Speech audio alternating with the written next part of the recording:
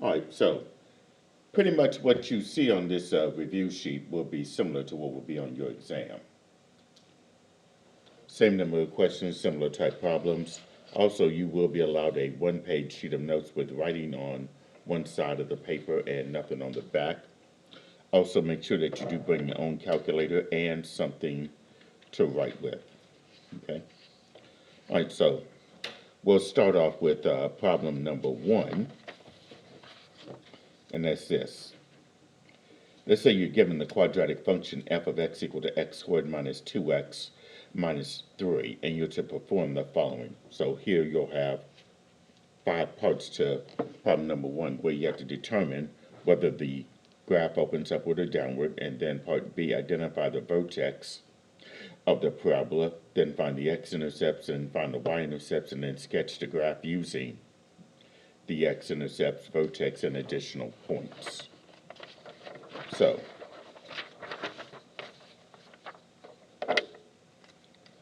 starting with problem number 1, that's the function f of x is equal to x squared minus 2x minus 3. All right, so in part A, you're asked to determine whether the parabola opens upward or downward. Now, since that equation is, or that function is written in general form, we can identify the a, which is your coefficient of your x squared term. And the coefficient of a in this case is the 1. Now, if a is positive, that means that your parabola opens upward. Or if a is negative, it opens downward. So will this parabola opens upward or downward? Upward. Because your a is positive. So the parabola opens upward. Okay, so that's part A.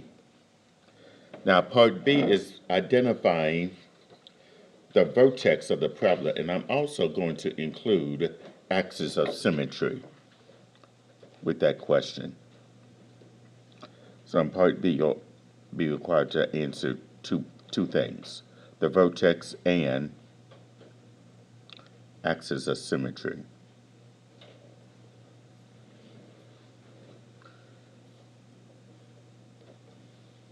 Well, we know A is equal to 1.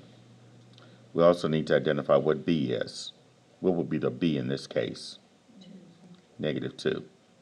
And we use x equal negative b divided by 2a as the way of finding the x-coordinate of that vertex. So in this case here, your b is negative 2. So I'm going to bring this negative over and replace the b with negative 2. So I have negative of negative 2 divided by 2 times a, which is 1. Well, negative of negative 2 is 2.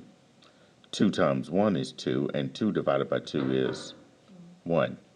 So my x-coordinate of that vertex will be 1.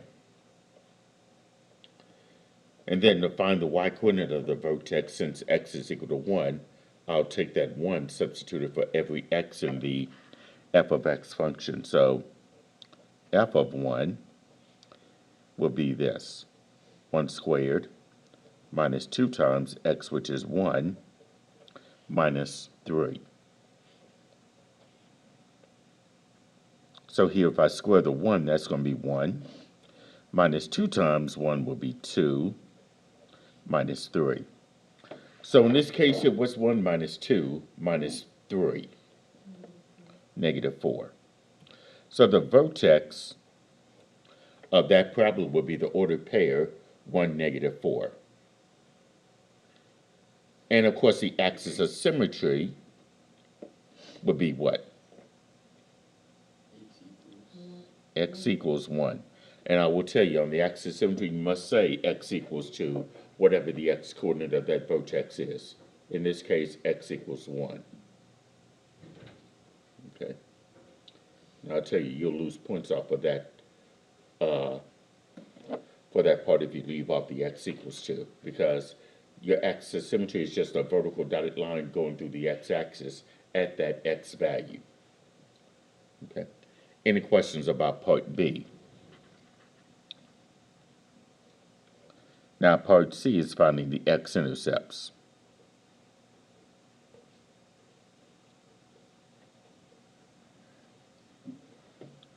Anytime you find the x-intercepts, you always take the function f of x and set that equal to 0. Okay, so that means here my f of x is at x squared minus 2x minus 3. And we set that equal to 0 and solve for x.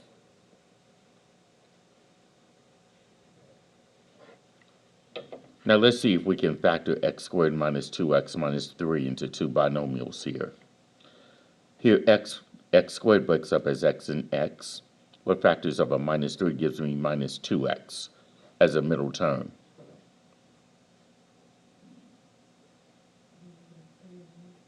Negative 3 and plus 1. The larger of the two factors takes the sign of the middle term. Okay, and then we set each binomial factor equal to 0 and solve for x. So x minus 3 times x plus 1 equals 0 means this. X minus 3 will equal 0, and x plus 1 is equal to 0. And then for each equation, we'll solve for x. Each equation will solve for x. So for the x minus 3 equal to 0, and if I add 3, that'd be x is equal to 3. And then for the x plus 1 equals 0, x equal negative 1. Now these are two separate points here. Those x values represent the x coordinates of your x-intercepts. So one intercept is the ordered pair 3, 0, and the other one, negative 1, 0. Those are the points where this graph crosses the x-axis, or the graph of the function crosses the x-axis. Okay. Are there any questions about part C? Part D is finding the y-intercept.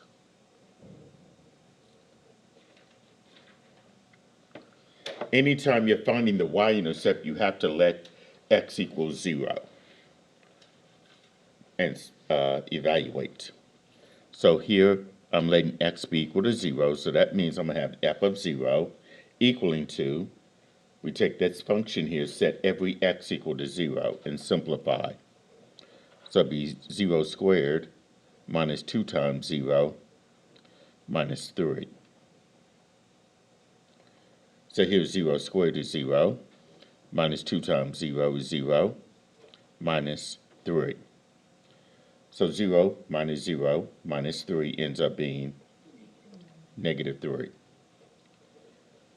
So that means that the y-intercept will be the ordered pair 0, 3.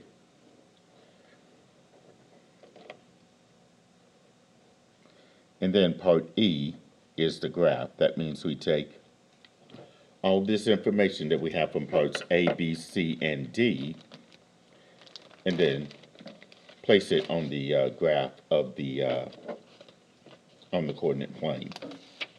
And you will have coordinate grids on your exam to use to graph these quadratic functions. All right, so first of all, the parabola opens upward, and we know that the vertex is 1, negative 4. So on this graph, I'm going to go to the right 1 and down 4 and draw that point. My axis of symmetry was x is equal to 1. So what I'm going to do here is draw a vertical dotted line. What the axis of symmetry does, it separates the parabola into two equal parts, where the left side is the mirror image of the right side. So this is my axis of symmetry, x is equal to 1. And then my two x-intercepts are 3, 0. Here's 3 on the x-axis, and then negative 1 would be to the left 1, also on the x-axis. And then my y-intercept was 0, negative 3. So stay at 0, go down to 3. Now what we mean by additional points here is this. If you look at the distance from the y-intercept to the axis symmetry, that y-intercept is one place to the left. So a point symmetrical to that will have to be one place to the right. So if this is one place to the left, this point will have to be one place to the right. And that's the point 2, -3, with the same y-coordinate. So here, these are all the points that I need to make the graph of that parabola.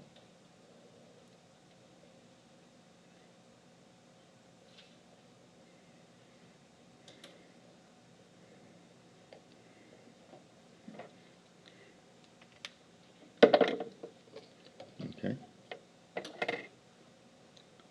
All right. Are there any questions about problem number 1?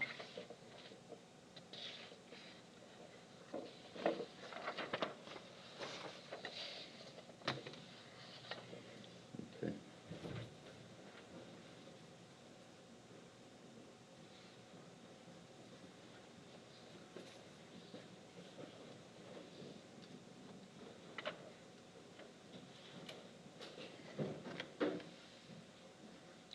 Okay. Does everyone have this? Okay. Number 2.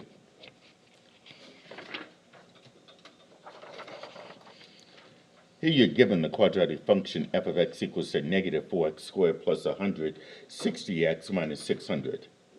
And you're told to perform the following. In this case, in part A, you're to determine without graphing whether the function has a minimum value or a maximum value, and then find the minimum or maximum value and determine where it occurs, and then identify the function's domain and range. So with this one, it's number 2, got f of x is equal to -4x squared plus 160x minus 600. And we want to first determine without graphing whether the function has a minimum value or a maximum value.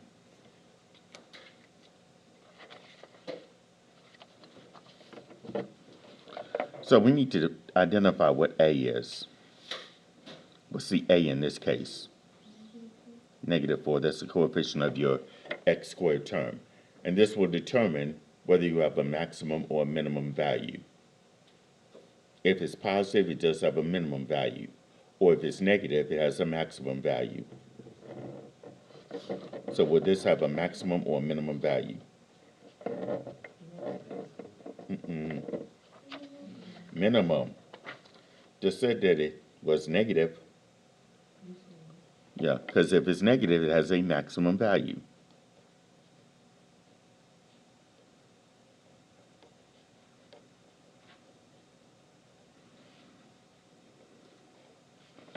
Okay.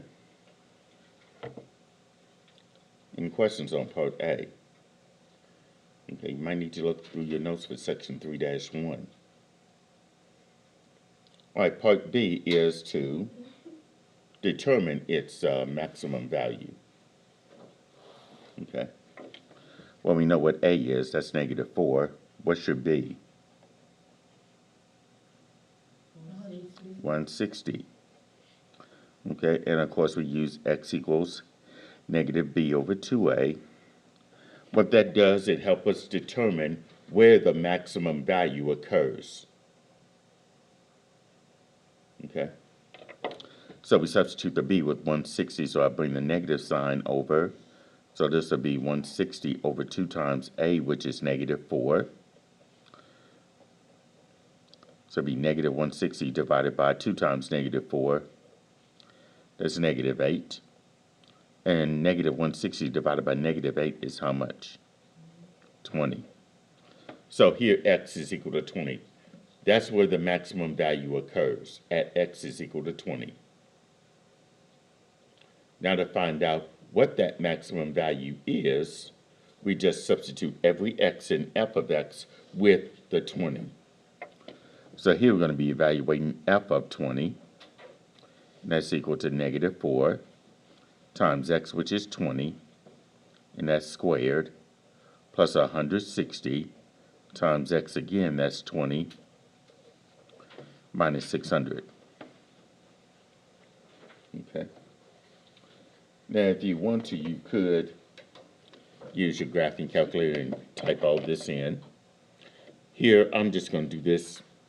20 squared is 400, and then 400 times that negative 4 will be negative 1600, plus, and I'm 160 times 20. I know 16 times 2, that's 32. So it'll be 3200 minus 600. So what's negative 1600 plus 3200 minus 600 equal to? 1000. So that 1000 represents the maximum value. And it occurs when x is equal to 20. Okay. Questions on part B.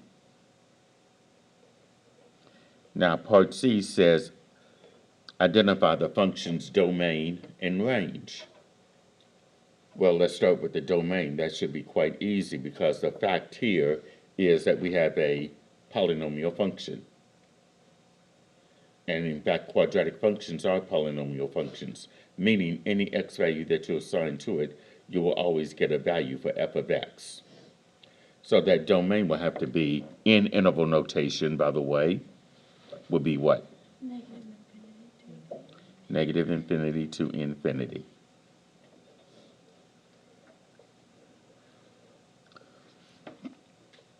And then for the range, well, we know we have a maximum value, and we found that maximum value to be 1000.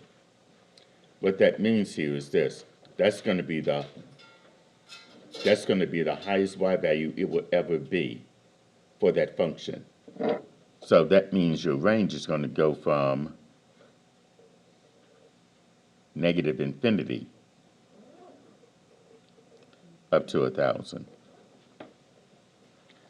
Now, if it was a minimum value, then your range would be whatever that minimum value is up to infinity.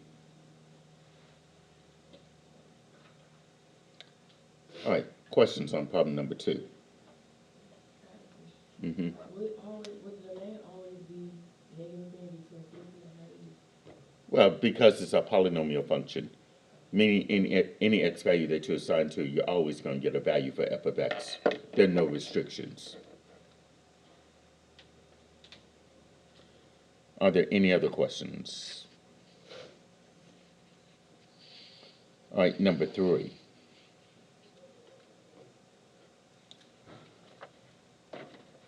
Is to use the leading coefficient test to determine the end behavior of each polynomial function. Okay, so in this case here, let's start with part A.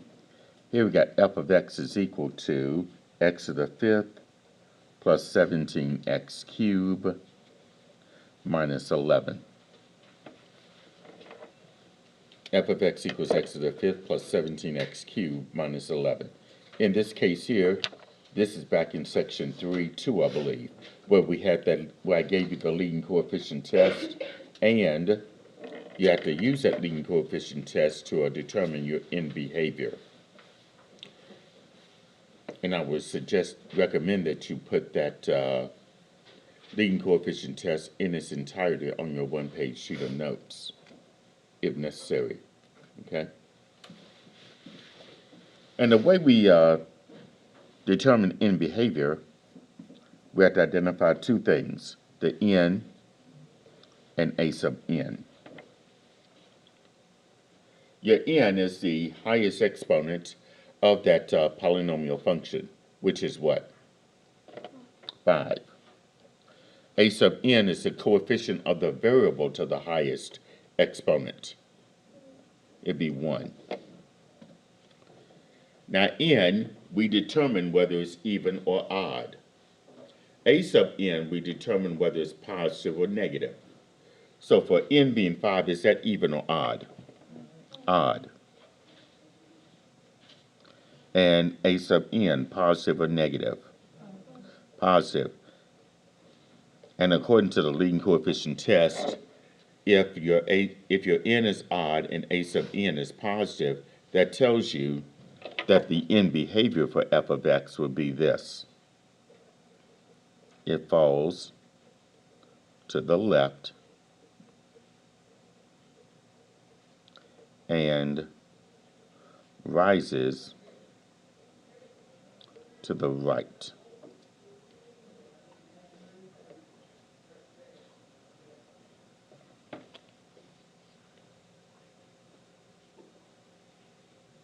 Okay.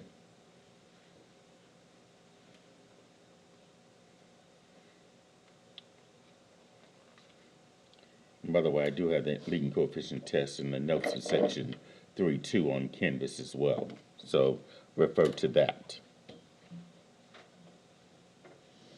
Any questions on part A? Yes. How did one, no, I'm asking where it came from. This right here, a sub n, that's the coefficient of the variable to the highest exponent. There's an understood one there. Okay. Any other questions? All right, part B. So we got f of x equals to negative x to the 6 plus 7x cubed plus 2x squared minus 8x minus 12.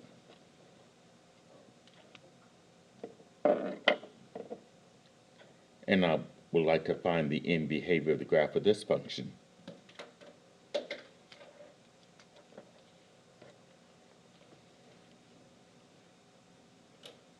So again, we need a n and a sub n.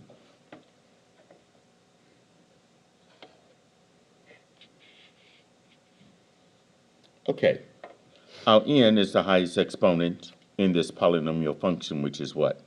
6. And what about a sub n? Negative 1. All right, so for the n, is that even or odd? This time it's even. And for a sub n, positive or negative? Negative. All right, since n is even and a sub n is negative, the end behavior of the graph of this polynomial function will be the same on the left side and on the right side, because I know with an even power, the behavior will be the same. But for an odd power, it will be opposites. So in this case here, f of x, since it's negative for a sub n, it's going to fall to the left and to the right.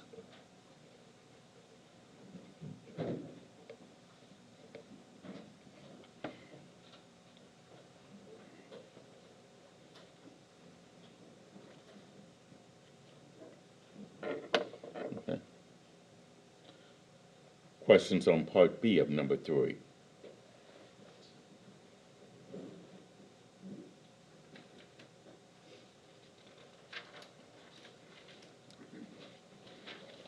Okay.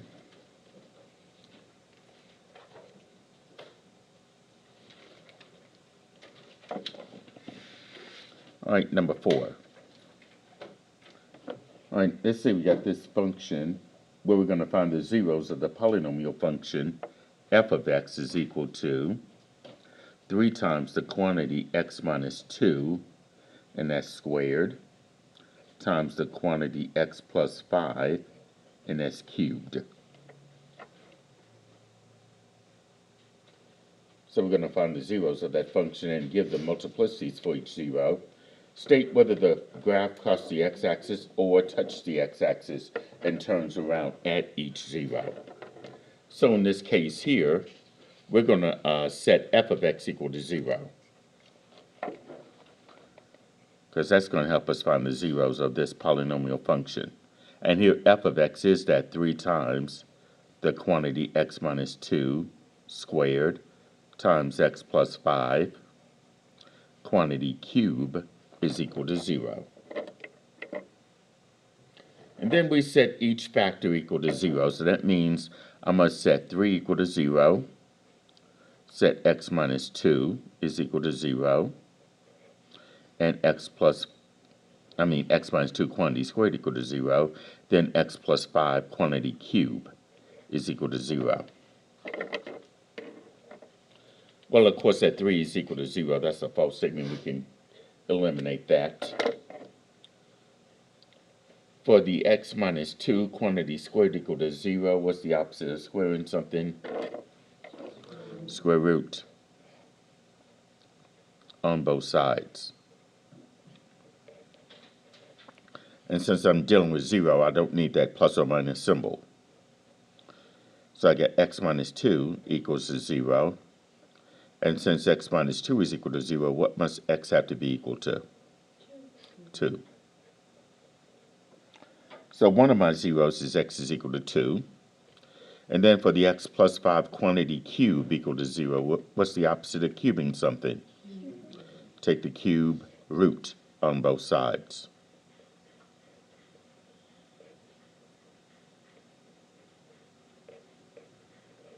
So that means x plus 5 is equal to 0.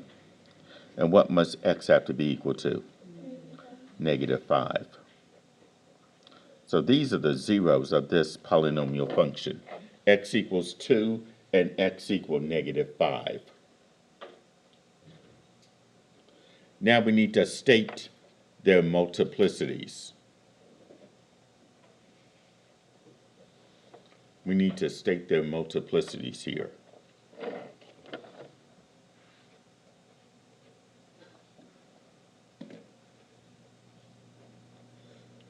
So here x equals 2 has a multiplicity of, well, let's look at x equals 2. That came from x minus 2. Its exponent is what? 2. So x equals 2 has a multiplicity of 2. And also for x equals negative 5, it's going to have a multiplicity of what? 3.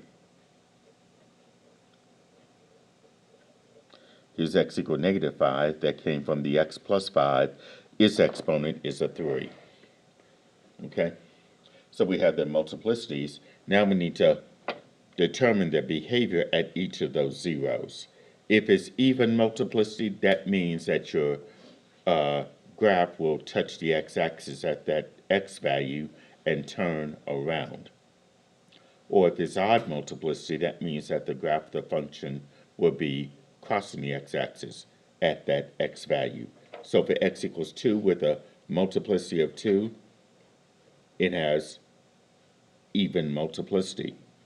So that means that the graph of f of x is going to do this. It's going to touch the x-axis and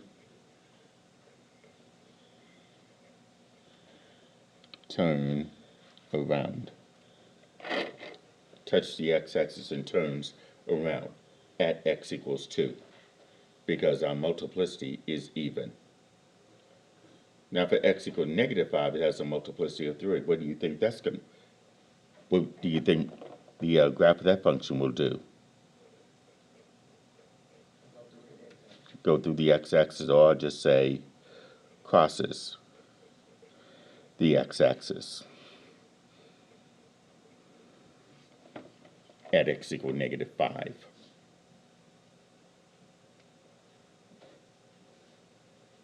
Okay.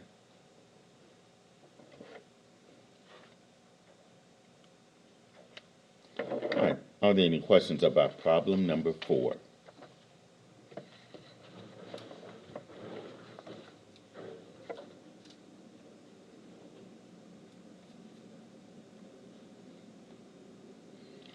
Okay. I'll give you a minute to write this down.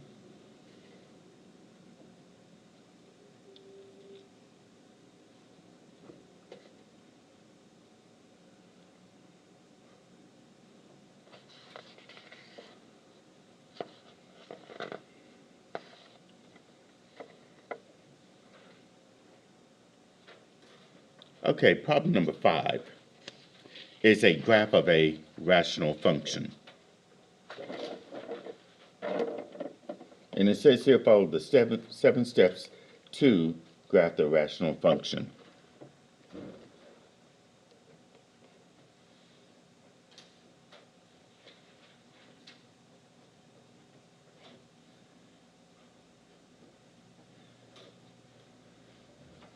And here we got f of x is equal to 4x squared divided by x squared minus 9. And of course,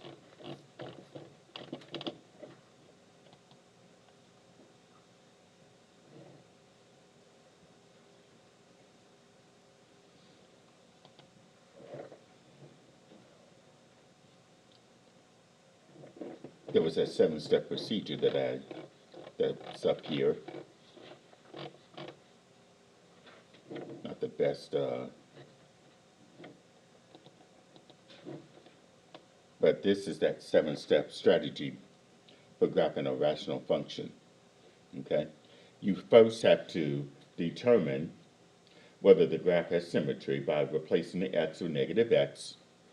And if f of negative x gives you the original function back, you have y-axis symmetry. Or if the original function, after replacing the x with negative x, you get the opposite of that, you'll have origin symmetry. Second step would be to find the y-intercept if there is one. Third step would be to find the x-intercepts if there is one by solving the equation p of x equal to 0, setting the numerator equal to 0. Find any vertical asymptotes by setting the denominator equal to 0.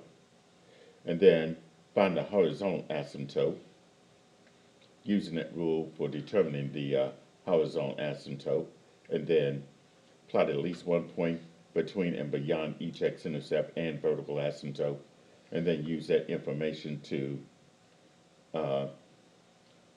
graph that rational function. So in this case here, that's the 7-step procedure. So the first step would be determine symmetry. And to find out whether it has symmetry, we just replace each x with negative x in that function. So it'd be f of negative x, that will be equal to 4 times, replace the x with negative x, and that's going to be squared. Same thing in the denominator, that negative x, that x will be replaced with negative x, and that's going to be squared, minus 9. So anytime you square a negative, that's going to be positive. So it'll be 4, negative x you square, it'll be x, and then that's going to be squared, divided by, same thing here, negative x squared, that will be x squared, minus 9. Now compare that with your original function. Are they the same? Yes. That means I ended up getting the original function that I started off with, meaning that this graph will be symmetric with respect to the y-axis. So here I have y-axis symmetry.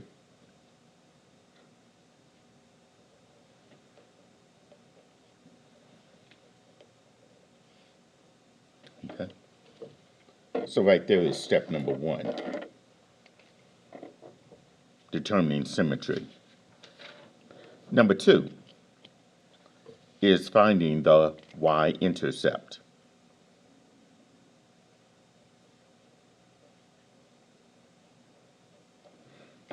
When you find the y-intercept, you always let x equal 0. Okay, so we're going to evaluate f of 0. And we're going to take the original function, substitute every x in that function with 0, and simplify. If I square this 0, that's going to be 0, times the 4 in front would be 0. 0 squared is 0, minus 9. 0 minus 9, negative 9. And 0 divided by negative 9 is 0. So that means that your y-intercept would be the ordered pair 0, 0. Okay. Because I let x equal 0 and I got back 0 after simplifying it. Now, number 3 is finding the x-intercept. Now, the way we find the x-intercept is this. We take this numerator of 4x squared. That's our numerator, 4x squared. Set that equal to 0. And then simplify. And solve for x, by the way. If I divide both sides by 4, that means x squared is equal to 0. And of course, the opposite of squaring something would be to take its square root on both sides. That means x has to be equal to 0. So my x-intercept would be the ordered pair 0, 0 as well. Okay.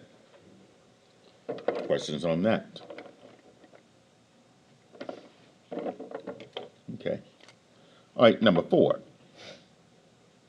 is finding the vertical asymptotes.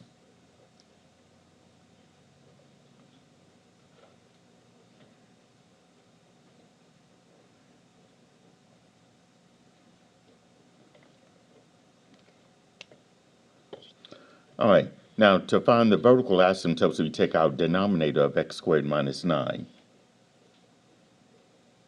Set that equal to 0. And solve for x. And the way I would solve for x would be to just go ahead and add 9 to both sides. That would mean x squared is equal to positive 9. And again, we take the square root on both sides, but this time we do include that plus or minus symbol. Because we're taking the square root of a non-zero number on one side. So this will mean x will be equal to plus or minus what? 3. So that means my two vertical asymptotes are going to be x is equal to positive 3, and the other one x equal negative 3. Okay, so that's step number 4.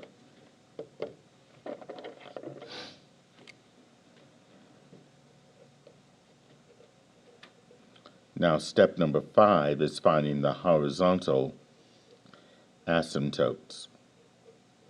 Well, actually, asymptote. That's going to be that horizontal dotted line. Okay. Now, going back to these notes in section 3.5, I might need to scroll up a bit. Here's how we locate horizontal asymptotes here. We first identify the n, that's the highest exponent in the numerator, and the m, which is your highest exponent in the denominator. And one of these three things will happen.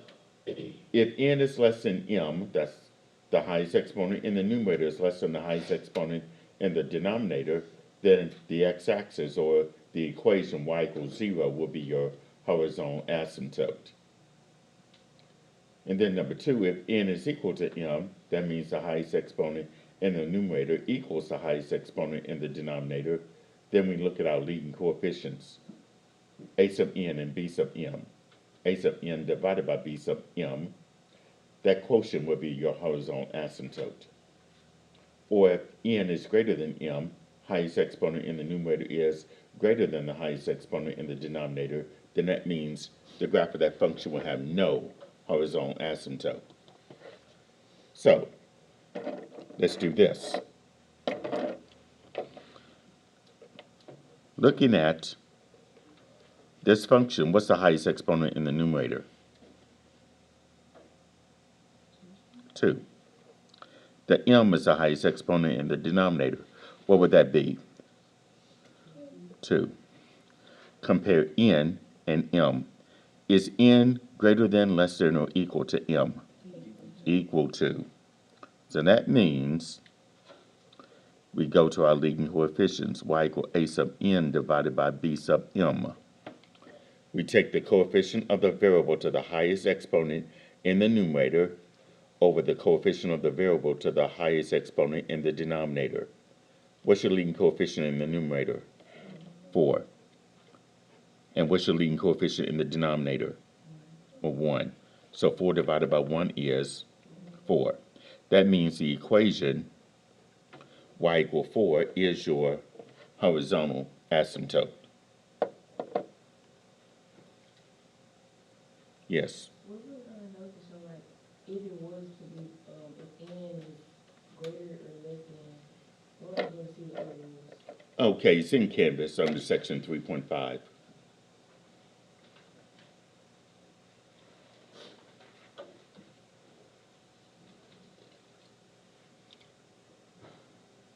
Any other questions? Okay, number 6 is going to be a table, and then number 7 is going to be a graph. And we're going to use the graphing calculator to get these values here. I'll put 7 here as the graph. And again, you'll have coordinate grids on your exam as well.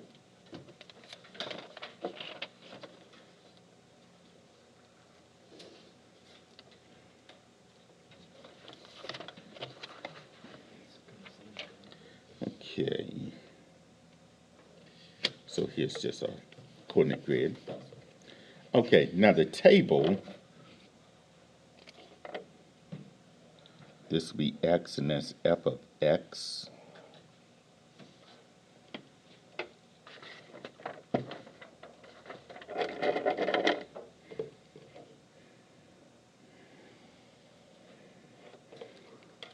I'm going to go ahead and plot what I already know. I've already got the y-intercept and the x-intercept. They're both the same, 0, 0. I do have two vertical asymptotes. One will be at x equal -3, and the other one will be at x equals +3. So here's x equals 3. That's your vertical asymptote.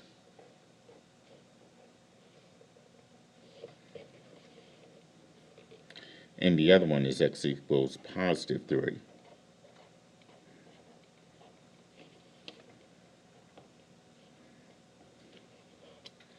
And then my horizontal asymptote was y is equal to 4.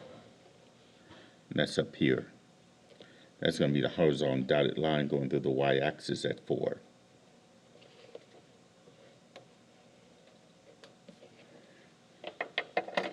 Okay. Now using this, I will select x values that are to the left and to the right of each of those vertical asymptotes and the x-intercept. That first vertical asymptote is at x equal -3. All right, here I'm going to use values like -6, -5, -4. The point is you want to try to use as many x values as you can, so that way you can get an idea of what that graph will look like. To the right of -3, I use -2 and -1. My x-intercept is at 0, so I use x equals 1 and 2. The other vertical asymptote is at x equals 3, so I use x equals 4, x equals 5, and x equals 6. All right, so now this is where we use our graphing calculator to enter that function f of x equal to 4x squared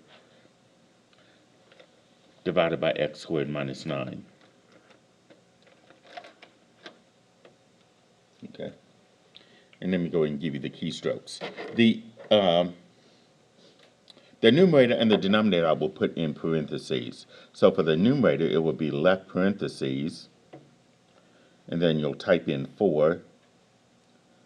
There's a button that says xt theta n for the x, and then x squared to square it, and then close your parentheses. Okay, so I'll go ahead and do that right now, just to show you. First of all, you have to go to y equal 2 and clear out any equations that you have. We'll start with that. And then left parentheses, plus the number 4, xt theta n for the x, and then x squared, and then right parentheses. That's just the numerator. Okay? So this will be divided by, because of our denominator. The denominator will be in parentheses as well, so it'll be left parentheses, then xt theta n for the x, then press the x squared button to square the x, and then minus 9, close parentheses. And for the table, you have to do second graph.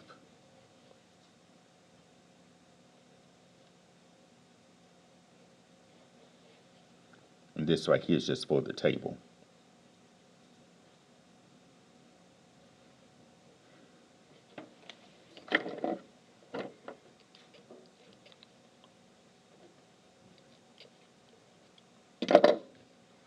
Okay, so in this case, let me finish this out. Divided by, then left parentheses, xt theta squared minus 9, close parentheses. For the table, it will be second and graph for the table. Okay. And sometimes you may have to use your up arrow or your down arrow key to see what those y values are for your corresponding x values. So like for -6 is what, -5.33. And here I'm going to round each one of them to one decimal place. So for -6 it'll be approximately 5.3. And then for -5 I will say approximately 6.3. And then for -4, 9.1.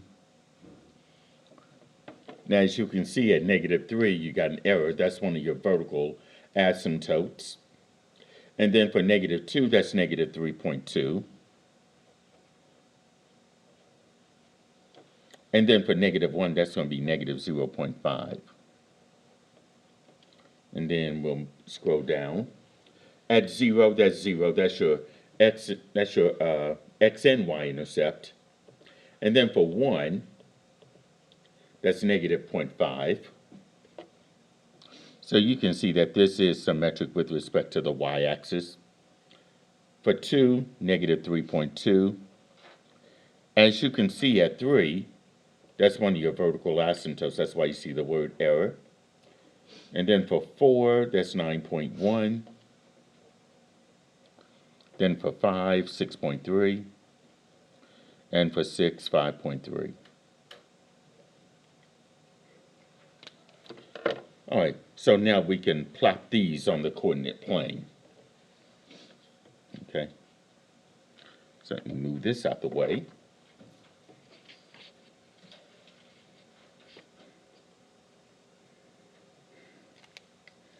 So here, -6 and 5.3 will be to the left 6 and up 1, 2, 3, 4, 5, and about a third of the way, which is approximately right here.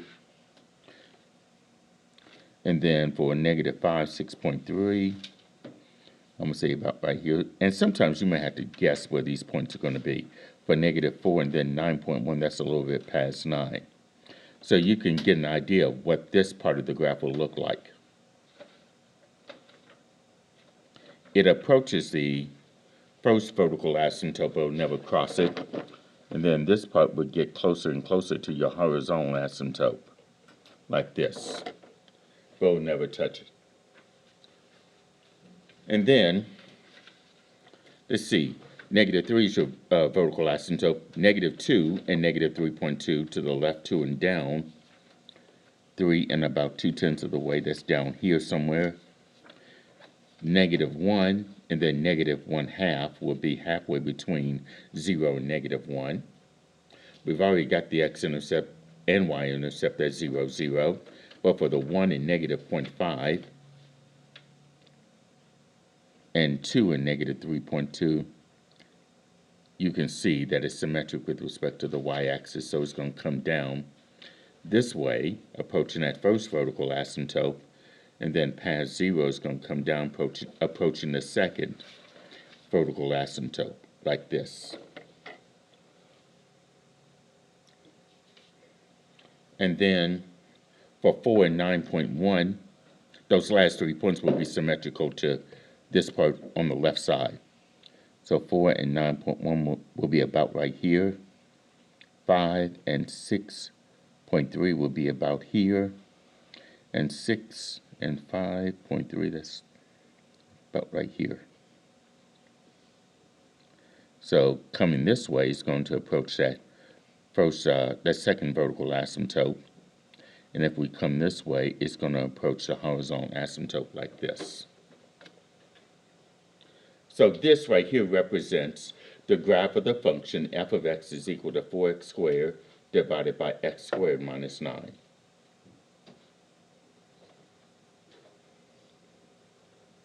Okay.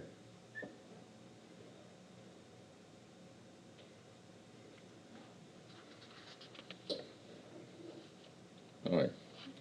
Now, if you need more practice on this, I would suggest that you do watch the video for section 3.5, which is on Canvas, because I do have the class notes, a blank set of notes, and I do have a YouTube video for that. Okay?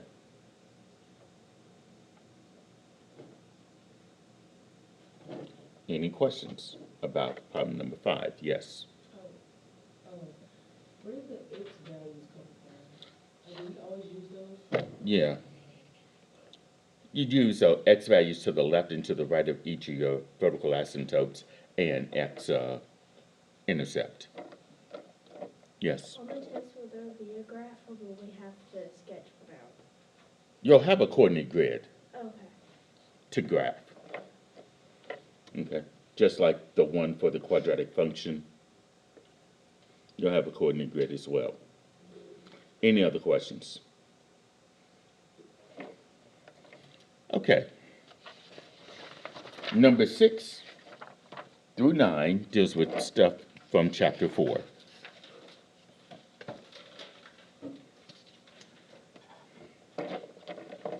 And in number 6, you're going to approximate each number using a calculator and round to 3 decimal places.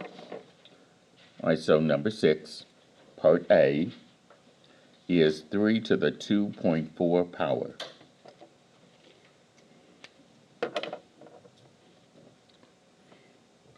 So in this case here, let me get out of this. All we do there is just type in the number 3, and then press the hash key, which is above the division key for your exponent, 2.4. Press enter. Now to 3 decimal places, what would that answer be? 13.967. Correct. 13.967.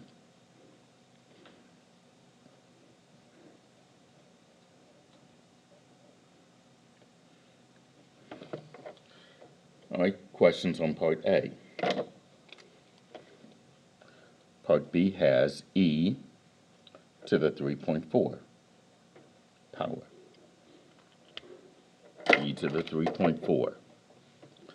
To get the e, of course, that's second, and the ln key for the e, second ln, because right above the ln button is e to the x. So second ln gives you the e with a blinking cursor inside the box, and then you'll type in 3.4. Press enter. So what would this value be to 3 decimal places? 29.964.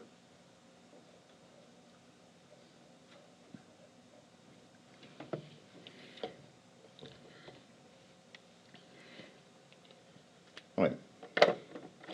Questions on number 6.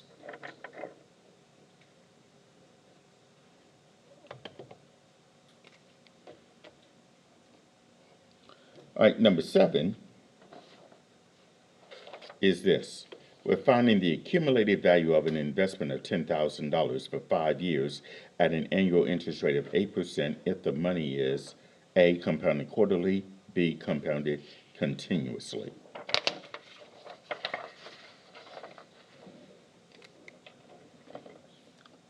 Let's identify what we already have.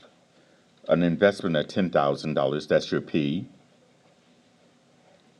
And then for 5 years, that's going to be the time. And then interest rate, annual interest rate is 8%. What's 8% as a decimal? 0.08, or 0.08 if you want to call it that. All right, so let's say the money in part A is compounded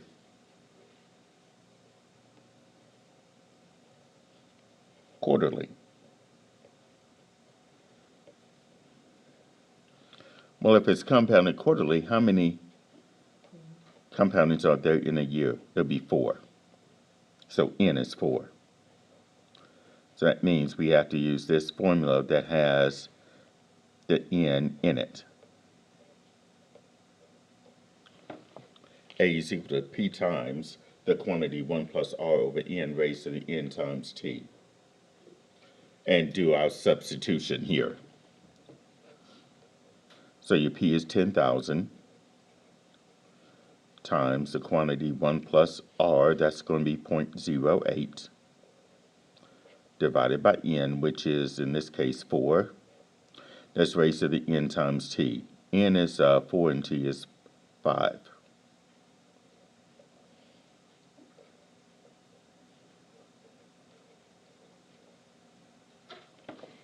Oh, better yet, I can enter all of this in the calculator instead of trying to simplify it in my head. Let's go there. So this will be 10,000, and then left parentheses, 1 plus 0.08 divided by 4, close parentheses, and then press the hat key for your exponent, 4 times 5, and hit enter. We're dealing with money amounts, so in this case we're going to round to 2 decimal places. So what would this amount be? Right, $14,859.47.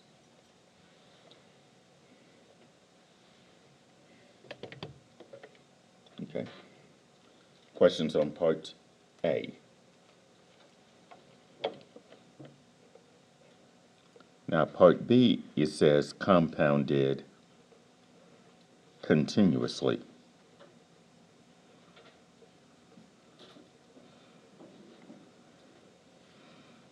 So if it's compounded continuously, that means we use the compound interest formula that has the natural base E in it.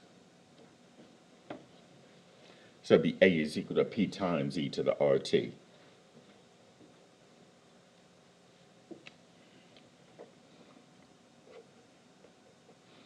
So our P is $10,000 times E to the R, that's going to be 0.08 times T, which is 5.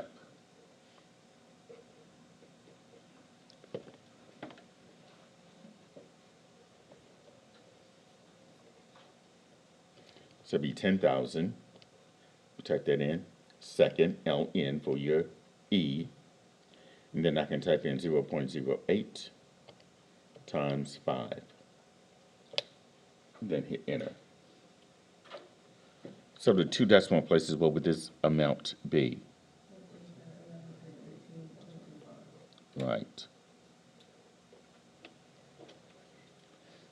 That would be the accumulated value for a $10,000 investment at 8% for 5 years, compounded continuously.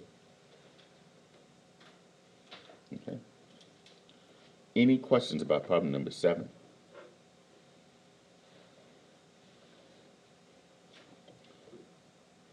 Okay. And pretty much 8 through 13 deals with just section 4.2, dealing with the logarithmic functions. In number 8, you're to write the equation of log to the base 6 of 216 equals to y in its equivalent exponential form.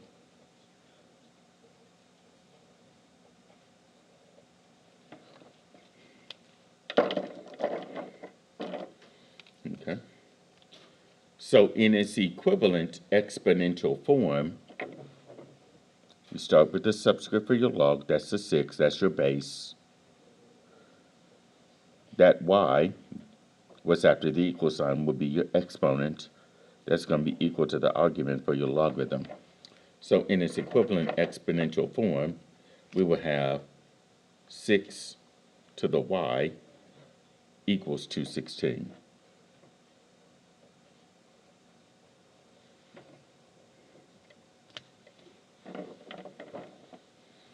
Okay. Are there any questions about number 8?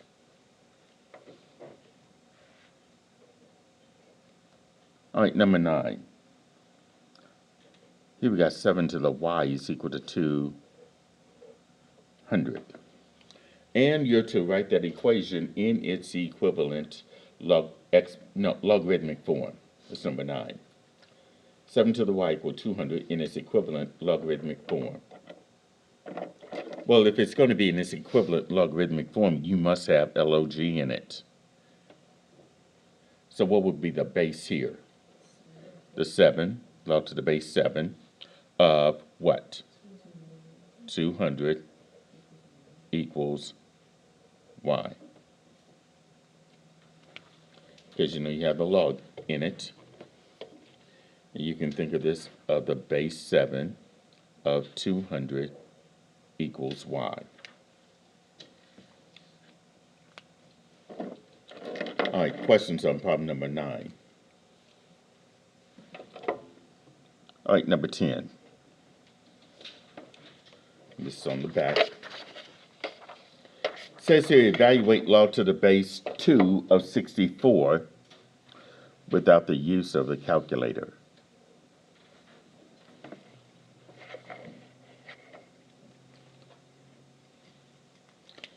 All right, the way I would set that problem up would be this.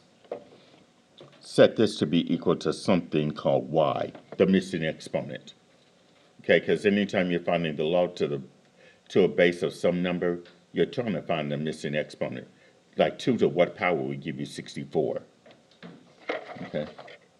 And if I write this in its equivalent exponential form, it would be this 2 to the power of y equal 64. Okay? And I would write 64 in its equivalent exponential form. So off to the side, I would divide 2 into 64 and just keep dividing by 2 each time. So 2 goes into 64 32 times. Divide 2 again. 2 goes into 32 how many times? 16. Divide 2 again. 2 goes into 16, 8. Divide 2 again into 8. How many times? It'll be 4. 2 goes into 4 2 times, and finally 2 goes into itself 1 time. Now, how many factors of 2 do I have here? 6. So that means 64 is equivalent to 2 to the 6th power. So I have 2 to the y is equal to 2 to the 6. Now, notice that these bases are the same, so that means I'll set this exponent, y, equal to that exponent, 6. So y equals 6, which is actually that missing exponent that I was looking for. So that means log to the base 2 of 64 is equal to 6.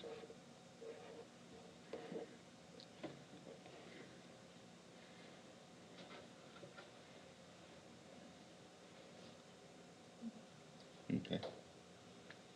Any questions on number 10?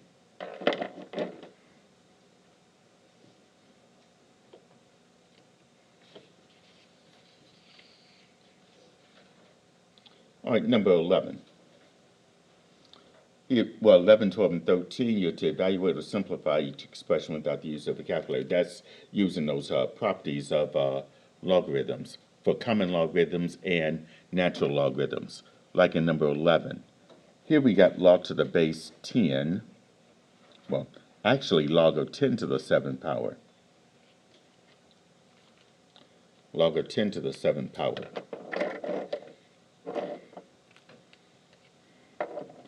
Now that follows the rule that when you have log of 10 to whatever your exponent is, is going to be that exponent.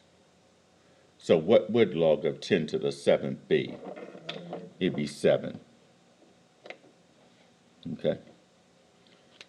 Keep in mind, log to the base 10 and the base 10 itself are inverses of each other. And number 12, get ln of e to the 9, which follows the fact that if you have the natural log of e to whatever that exponent is, that would be your exponent. So what would the natural log of e to the 9? 9. Okay. In fact, let me use a different color. Okay. And then e to the ln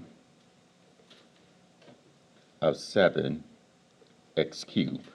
That's number 13.